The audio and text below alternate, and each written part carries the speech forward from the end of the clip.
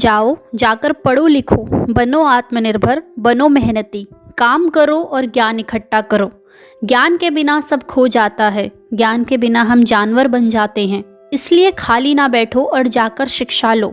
तुम्हारे पास सीखने का सुनहरा मौका है, इसलिए सीखो और जाति के बंधन तोड़ो। Hello everyone, this is Priyanka and welcome back to my channel.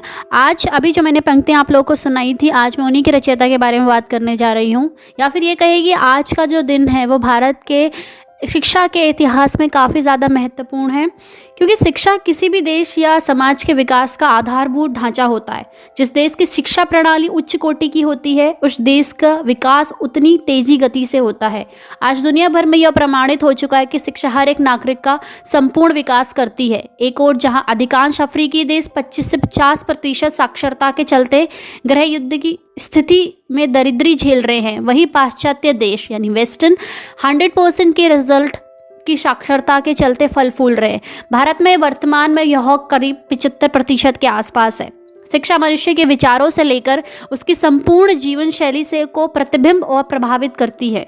यदि भारत को बहुत तेजी गति से विकास करना है तो उसे अपनी शिक्षा व्यवस्था में भी सुधार करना होगा। इस बात का जिक्र आज मैं इसलिए भी कर रही हूँ क्योंकि आज देश की पहली महिला शिक्षिका सावित्रीबाई फुले के योगदान को जिस तरह याद करना चाहिए वैसे नहीं किया जाता। 19वीं सदी में जब देश के राजनीतिक गुलामी के साथ साथ सामाजिक गुलामी का दौर भी था, तब सावित्रीबाई फुले ने शिक्षा के महत्व को जाना, समझा और महिलाओं की आज़ादी के नए द्वार खोलकर उनमें नई चेतना का सृजन किया। उससे पहले गुलाम भारत में महिलाओं को पढ़ने लिखने का अधिकार नहीं था। आज उनकी जयंती पर उनके द्वारा किए गए योगदान को समझना और जानना और भी बहुत ज़रूरी हो जाता है कि उन्होंने उस दौर में स्त्रियों के अधिकारों, अशिक्षा, छुआछूत, सती प्रथा, बाल या विधवा विवाह जैसी कुरीतियों पर आवाज़ उठाई होगी। कैसे उन रूढ़िवादी परंपराओं को तोड़कर महिलाओं को पढ़ने व आगे बढ़ने की राह दी होगी और देश की आधी आबादी महिलाओं को शिक्षा के माध्यम से मुख्य धारा में ला खड़ा किया होगा। लेकिन ऐसी समाज सेविका जिन्होंने सामाजिक कुरीतियों के खिलाफ आवाज़ उठाई, क्या हम उनके योगदान और बलिदान के साथ न्याय कर पाए हैं? तो चलिए जानते हैं कौन थी सावित्रीबाई फुले। जनवरी 1831 में महाराष्ट्र के सतारा जिले में स्थित नायगांव नामक छोटे से गांव में जन्मी सावित्रीबाई फुले ने अपने पति दलित चिंतक व समाज सुधारक ज्योतिराव फुले से पढ़कर सामाजिक चेतना फैलाई। देश की प्रथम महिला शिक्षिका सावित्रीबाई फुले एक मिसाल, प्रमाण और प्रेरणा है, और अगर दृढ़ संकल्प और इच्छा शक्ति हो तो समाज में नई चेतना का विस्तार किया जा सकता है। जिस समय सावित्रीबाई फुले ने शिक्षा की ज्योति जलाई, उस समय लड़कियों को शिक्षा से वांछित रखा जाता था। इसके बावजूद भी उन्होंने नारी शिक्षा के बीड़े को अंजाम तक पहुंचाया और इसके बाद ही समाज में कुंठित वर्ग की नारियां भी शिक्षा ग्रहण करने के लिए आगे आने लगी।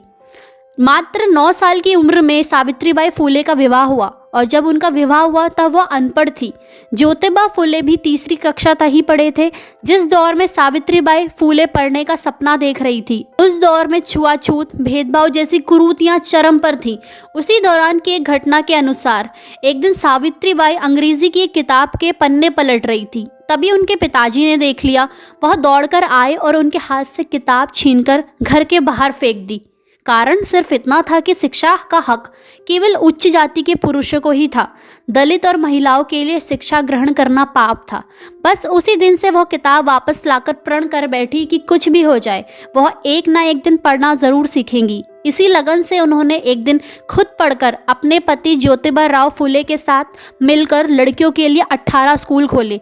उन्होंने 1848 में महाराष्ट्र के पुणे में देश के सबसे पहले बालिका स्कूल की स्थापना की और 18वां स्कूल भी पुणे में ही खोला गया था।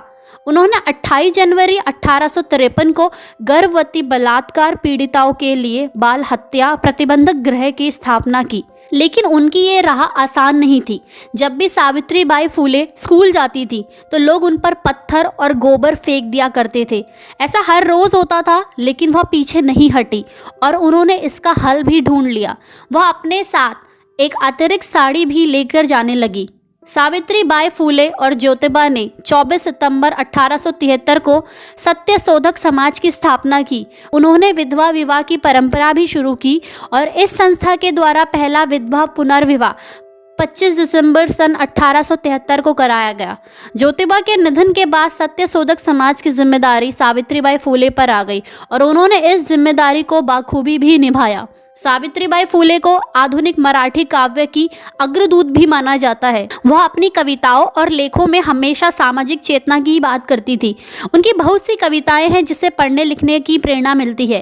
सावित्रीबाई फूले इस देश की पहली महिला शिक्षिका होने के साथ साथ समाज के वंचित तबके खासकर स्त्रियों और दलितों के अधिकार के लिए संघर्ष करने के लिए हमेशा याद की जाएंगी। इनकी कोई अपनी संतान नहीं थी, लेकिन कहा जाता है कि इन्होंने यशवंत राव को गोद लिया था, जो कि एक ब्राह्मण विधवा पुत्र से उत्पन्न हुए थे।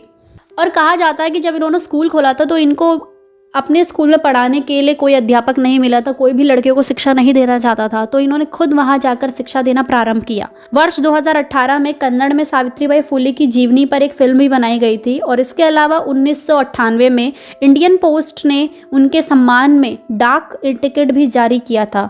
वर्ष 2015 में उनके सम्मान में पुणे विश्वविद्यालय का नाम बदलकर सावित्रीबाई फूले पुणे विश्वविद्यालय कर दिया गया था।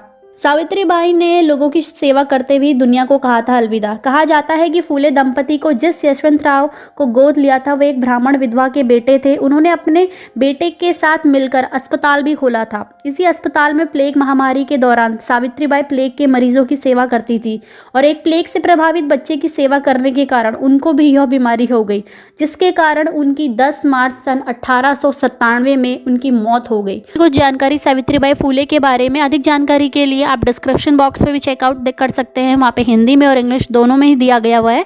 विकिपीडिया से लिया गया है और अधिक दूसरे आर्टिकल से भी, रिसोर्सेज में उसका नेम दिया गया है, कहाँ से आर्टिकल्स लिए गए हैं, आप वहाँ भी देख सकते हैं वहाँ से। तो उम्मीद करती हूँ कि आपको आज की जानकारी पसंद आई होगी। अगर आपको आज की जानकारी अच्छी लगती है तो इसे शेयर कीजिएगा, कमेंट करके बताइएगा कि आपको आज की जानकारी कैसी लगी।